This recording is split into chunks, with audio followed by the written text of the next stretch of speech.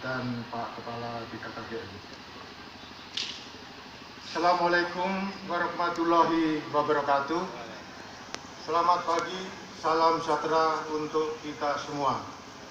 Yang kami hormati Bapak Gubernur Bengkulu beserta Ibu, yang saya hormati anggota DPD RI, yang saya hormati Bupati Rejang Lebong beserta Ibu, yang saya hormati Bupati dan Wali Kota Provinsi Bengkulu beserta Ibu, yang terhormat Ketua DPRD tingkat 1 Provinsi Bengkulu, Ketua Komisi E DPRD tingkat 1 Provinsi Bengkulu beserta anggota, Ketua Tim Penggerak PKK Provinsi Bengkulu, para Ketua Tim Penggerak PKK Kabupaten Kota se-Provinsi Bengkulu, Kepala Perwakilan BKKBN Provinsi Bengkulu, Forkompimda Provinsi Bengkulu dan Kabupaten Rejang Lebong, para Kepala UPDKB Kabupaten Kota se-Bengkulu, para mitra kerja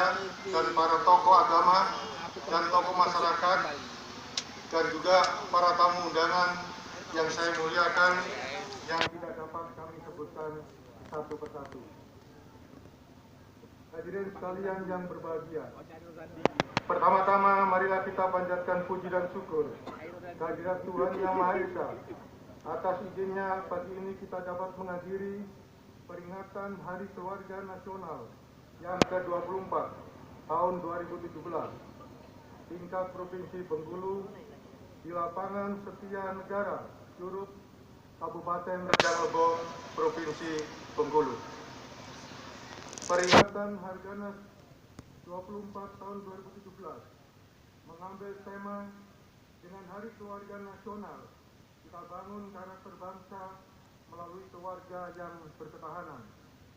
Pesan inti adalah keluarga berketahanan, Indonesia mandiri dan sejahtera.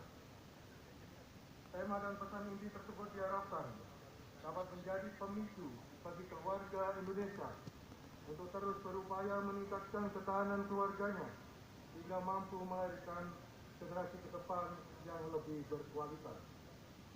Pada tanggal 15 Juli 2017 yang lalu, bertempat di Kota Bandar Lampung, Provinsi Lampung, telah diselenggarakan acara puncak peringatan Hari Keluarga Nasional ke-24 tahun 2017, dihadiri oleh Ibu Menteri Koordinator Bidang Pembangunan Manusia dan Kebudayaan Republik Indonesia. Acara tersebut merupakan perayaan hari yang bersejarah bagi seluruh keluarga Indonesia.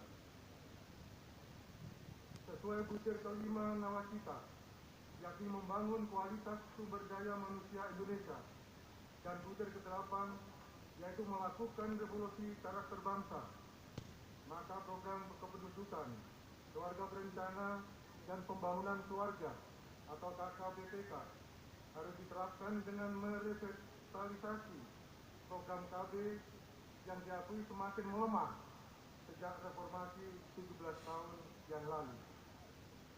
Melalui program keluarga berencana, setiap keluarga Indonesia diharapkan memiliki rata-rata 2 orang anak demi mewujudkan penduduk tumbuh seimbang pada tahun 2025 yang ditandai dengan angka fertilitas total sebesar 2,1 dan angka reproduksi neto sebesar 1. Kebijakan pembangunan nasional maupun daerah harus diarahkan agar mendukung atau sejalan dengan misi pengendalian kuantitas penduduk, peningkatan kualitas penduduk, pengarahan mobilisasi penduduk, dan penyediaan data kependudukan yang akurat menurut alamat dan nama. Di samping itu, melalui program pembangunan keluarga, maka setiap keluarga di Indonesia dapat meningkatkan ketahanan dan pemberdayaannya. Hal ini dapat ditempuh melalui berbagai program pembinaan ketahanan keluarga dan juga pemberdayaan ekonomi keluarga. Dalam hal ini, setiap keluarga menjalankan 8 fungsi keluarga secara optimal, yaitu fungsi keagamaan, sosial budaya, cinta kasih, perlindungan, reproduksi, sosialisasi dan pendidikan, ekonomi, dan pelestarian lingkungan. Dan pada akhirnya akan terbentuk generasi emas bangsa Indonesia yang berkualitas, berkompeten, dan berkarakter. Kami berharap semoga Hari Keluarga Nasional ke-24 ini dapat dijadikan pemersatu program yang menjadi daya ungkit bagi sinergitas antara BKKBN, kementerian lembaga, tim penggerak PKK, dan pemerintah daerah. Bentuk nyata dari sinergitas tersebut antara lain dengan memberdayakan masyarakat desa dengan pelembagaan Kampung KB sebagaimana telah dicanangkan oleh Bapak Presiden Republik Indonesia. Hadirin yang kami muliakan, sebagaimana kita ketahui, penandatanganan berita acara serah terima atau BAST, penyuluh keluarga berencana, dan petugas lapangan keluarga berencana PKB PLKB secara nasional telah dilakukan pertama kali pada tanggal 14 Juli 2017 di Bandar Lampung dalam acara Puncak Hari Keluarga Nasional. Proses pengalihan penyuluh keluarga berencana dan petugas lapangan keluarga berencana memang tidak berjalan mulus, tetapi melalui proses yang panjang, diawali dengan dikeluarkannya Undang-Undang Nomor 23 Tahun 2014 Pemerintahan Daerah.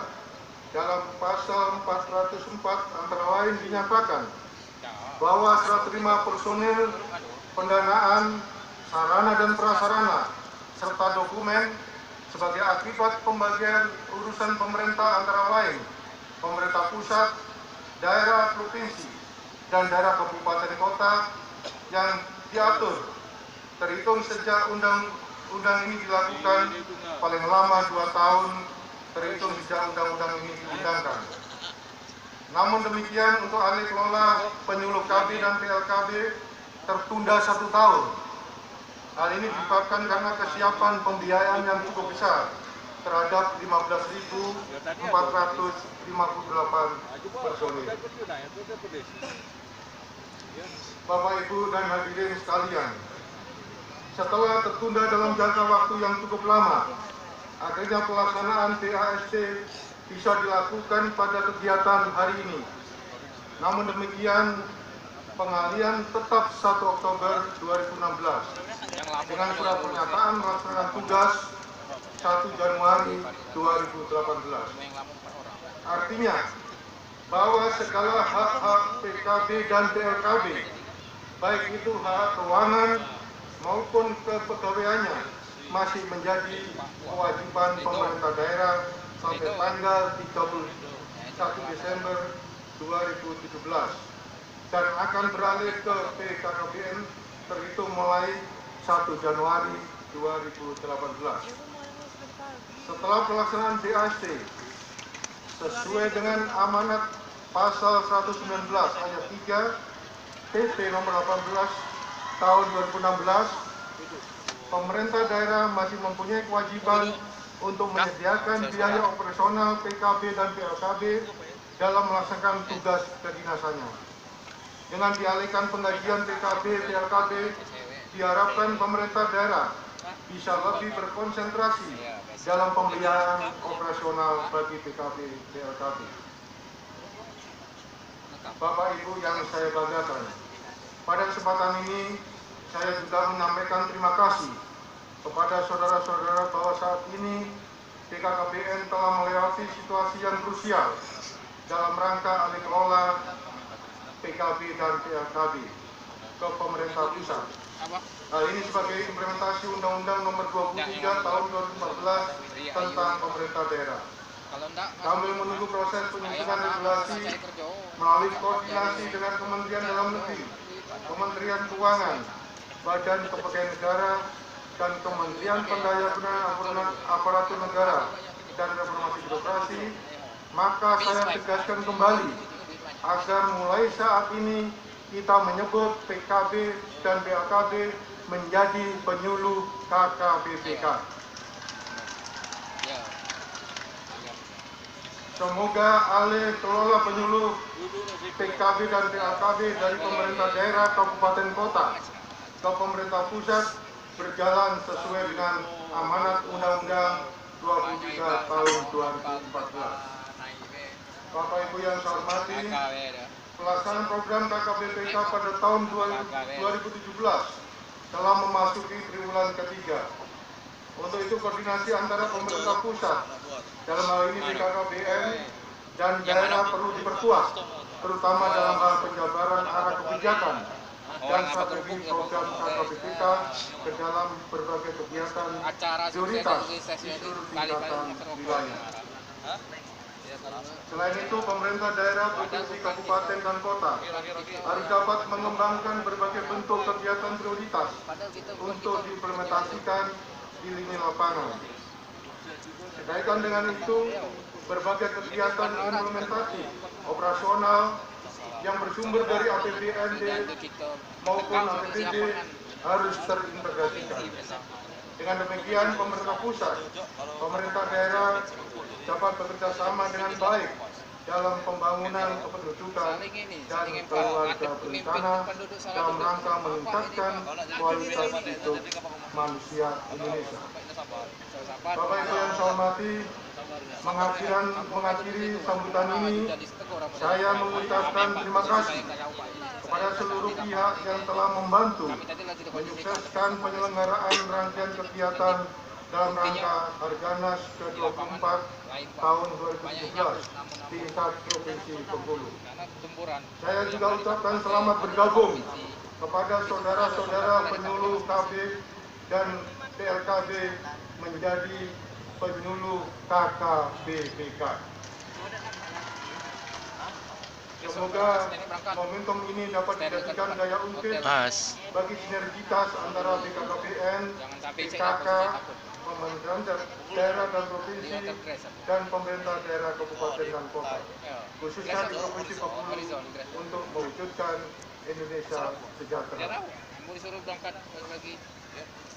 Kami sampaikan dari Kepala BKKBN, salam revolusi mental, integritas, etos kerja, dan gotong royong. Sekian dan terima kasih. Wassalamualaikum warahmatullahi wabarakatuh. Kepala BKKBN Surya Chandra Surapati.